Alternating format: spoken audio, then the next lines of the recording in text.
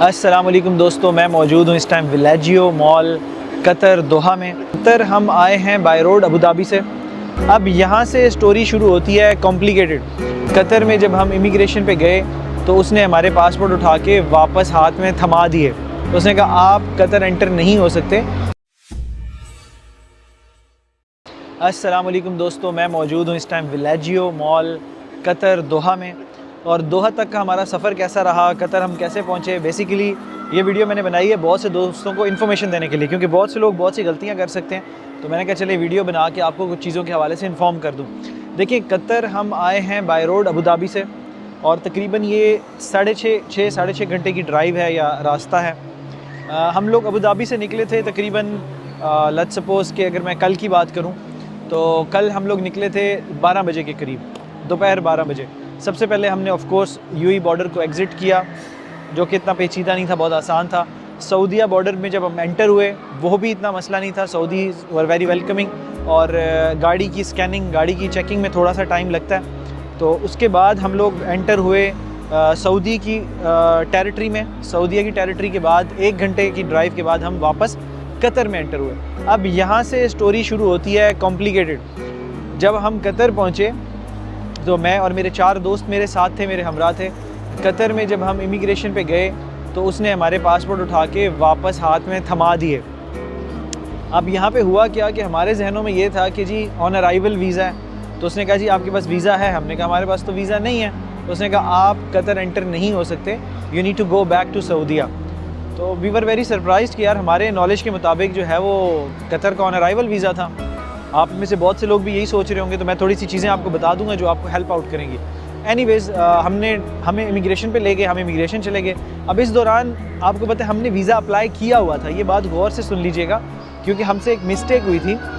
मैंने जिस team member की ज़िम्मेदारी लगाई थी वीज़ा अप्लाई करने के लिए, उसने कतर का टूरिस्ट वीज़ा अप्लाई किया हयाक ऐप पे या हयाक वेबसाइट पे, और कैटेगरी जो उसने सेलेक्ट की वो सिलेक्ट की A1।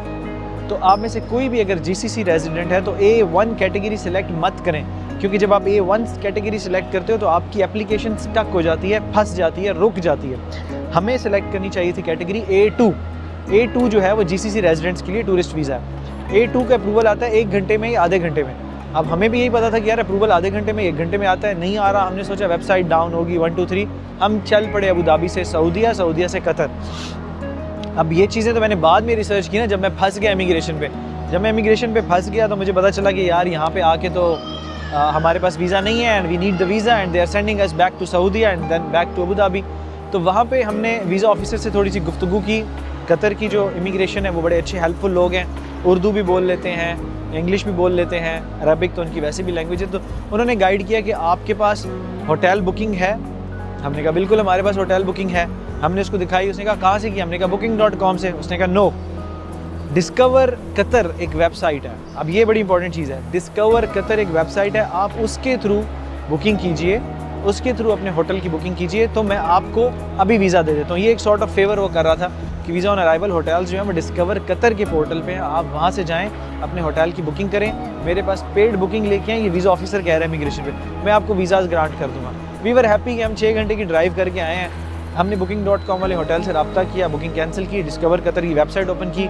अब वो भी एक थोड़ा सा कॉम्प्लिकेटेड सा अमल है। अब डिस्कवर कतर की वेबसाइट जब हमने ओपन की तो हमने सोचा सामने होटल का नाम होगा, पे नाउ करके बुकिंग कर लेंगे। लेकिन जब हमने डिस्कवर कतर की वेबसाइट को ओपन किया तो वहाँ पे बुक नाउ बेसिकली आ रहा था, बुक नाउ, ठीक है। अब बुक नाउ जब हमने किया तो वो कोटेशन एक सेंड करते हैं आपको ईमेल पे, ठीक है। तो वो थोड़ा सा फिर हमने उनको कॉल की डिस्कवर कतर वालों को कि सर जी हम लोगों ने होटल की बुकिंग कर ली है, पे कैसे करना है? इमिग्रेशन ऑफिसर हमें कह रहा है पे करके लेके आओ। देन दे गाइड अस कि वहाँ पे एक बटन है जिस पे लिखा हुआ है फिल दिस फॉर्म। उस फॉर्म को क्लिक करें तो हम आपको एक कोटेशन भेजेंगे, आप कोटेशन को अप्रूव करोगे तो हम आपको पेमेंट लिंक भेजेंगे। तो ये सारा अमल जो है हम इमिग्रेशन की बाहरी गाड़ी में अपनी बैठे हुए थे, वहाँ पे कर रहे थे। हमें तकरीबन इसको करने में 1.5 घंटा लग गया, क्योंकि हमें ऑफ कोर्स समझ नहीं आ रही थी कि इसको कैसे मैनेज करना है। क्राइसिस में चले गए थे ना, फंसे हुए थे वहाँ पे। बट एनीवेज़ जैसे ही हमने वो बुकिंग्स इशू की, वापस वीज़ा ऑफिसर के पास गए, उसने कहा इट्स ओके, अब आप लोग बायोमेट्रिक्स के लिए चले जाओ। तो हम फिर बायोमेट्रिक्स के लिए गए और वी वर ग्रांटिंग। उसने हमसे पूछा आप कितने दिन के लिए रुकोगे? उसने फिर हमें 5-5 दिन के वीज़े ग्रांट किए, 5 दिन का स्टे ग्रांट किया। पासपोर्ट पे मेरे छोटा सा स्टिकर लगाया जिसके ऊपर मेंशन किया कि इस तारीख तक यानी 5 तक आप रुक सकते हो। ये भी मैंने ऑब्ज़र्व किया है कि जिस तरह यूएई जो है वो आपको डायरेक्टली 3 महीने का वीज़ा देता है, 2 महीने का वीज़ा देता है, ऐसा नहीं है। कतर में जितने दिन की होटल बुकिंग है, नॉर्मली उतने दिन का वीज़ा देते हैं। तो ये आपसे पूछ लेते हैं इमिग्रेशन पे कि आपकी होटल बुकिंग कितने दिन की है, 10 दिन की है, तो आपको 10 दिन से ज़्यादा की एंट्री अलाउ नहीं होगी। 5 दिन का तो 5 दिन से ज़्यादा की एंट्री नहीं अलाउड होगी। तो ये 2 गलतियाँ थी जो मैंने की। मैं चाह रहा था कि आप लोग इन गलतियों को ना दोहराओ कि अगर आप जीसीसी रेजिडेंट हो तो A1 अप्लाई नहीं करना है, A2 अप्लाई करना है। और सेकेंडली अगर आप होटल बुकिंग कर रहे हो तो डिस्कवर कतर की वेबसाइट से होटल बुकिंग करेंगे तो आपको ऑटोमेटिकली वीज़ा ऑन अराइवल भी मिल जाएगा और कोई तकलीफ़ भी पेश नहीं आएगी। बाकी कतर का एक्सपीरियंस अमेजिंग रहा, बहुत ही क्लीन, बहुत ही नीट, नाइसली बिल्ड, इंफ्रास्ट्रक्चर ज़बरदस्त। इस टाइम भी मैं विलाजियो मॉल में जहाँ खड़ा हूँ, आप लोग मेरे आँख में देख सकते हैं, बिल्कुल वो वेनिस वाली इटली वाले सीन बने हुए, कश्तियाँ चल रही हैं इस तरह से, और बहुत मज़े का कंट्री है।